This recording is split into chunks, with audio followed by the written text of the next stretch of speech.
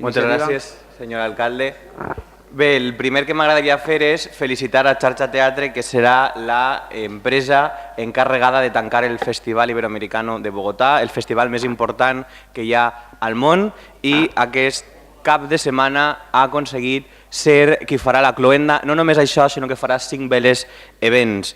Efectivament, vostès n'hi han preguntat què hem fet en Bogotà, els dona exactament igual i abans de reunir-se la delegació ja ni citen premsa a dir que eren tot tonteries i que tot donava igual. Per tant, vostès prejutgen i a mi vos diré, me fique el que vostès prejutgen.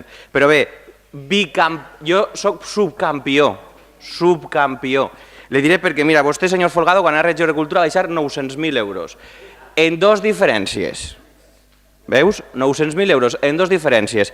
Primera diferència, a vostè la Generalitat li pagava, a vostè la Diputació li pagava, i li recordo que vostè, com a diputat de Cultura, va ser el primer diputat del món mundial en autodenegar-se una subvenció. Vull dir, jo el primer que vaig veure a l'arribar va ser que el concejal de Cultura, Héctor Folgado, pide a la Diputació i el diputado Héctor Folgado se deniega. Per tant, vull dir, primera diferència. I segona, vostè tenia un IVA sostenible al 7, que després van pujar al 9 i jo el tinc al 21.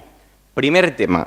Segon tema, i en quant al que m'he explicat a Bogotà, era un foro internacional on s'explicaven les polítiques públiques on la cultura és una eina de serveis socials, una eina de cohesió social i d'inclusió social. Vostès entenen la cultura simplement com una qüestió d'escaparat, com una qüestió d'oci, com una qüestió de glamour, i el que nosaltres estem disposats a fer és la cultura com un element de cohesió social, d'inclusió social, que és el que toca i el que s'està fent.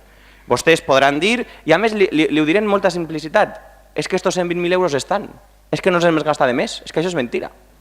Simplement que el procés administratiu va més lent i com vostè entendrà, el que no anem a fer és dir, els festivals que n'hi havien preparats per maig, per juny, l'estiu a l'ermita, el que n'hi havia per setembre, anem a deixar-ho aparcat fins que el procediment entre. Evidentment no se pot fer, vostè ho entendrà això perfectament com a diputat de Cultura. Per tant, li dic, bicampió, molt orgullós de ser-ho, jo no vaig apostar per l'austercidi que vostès fan, no vaig a fer com fan vostès, que hi ha un govern en au acabat en la cultura en un pressupost de zero, i crec que podem estar molt orgullosos que Vila-real siga la ciutat que més aposta per la cultura d'aquesta província. I vostè, com a diputat de Cultura, hauria també d'estar orgullós i espero que en els pressupostos això ho faig palès. Moltíssimes gràcies.